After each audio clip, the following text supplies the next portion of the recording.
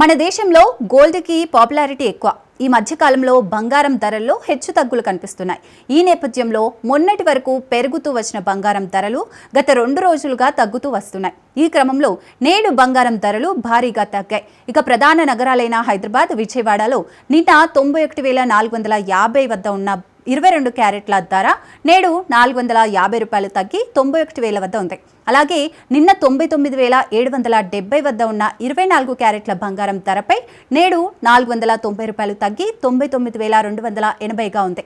ఇక అటు కేజీ వెండి 1000 రూపాయలు, కిలో 1,24,000 వద్ద ఉంది. కాగా దాదాపు 2 రాష్ట్రాల్లో బంగారం, వెండి ధరలు ఇవే ఉన్నాయి.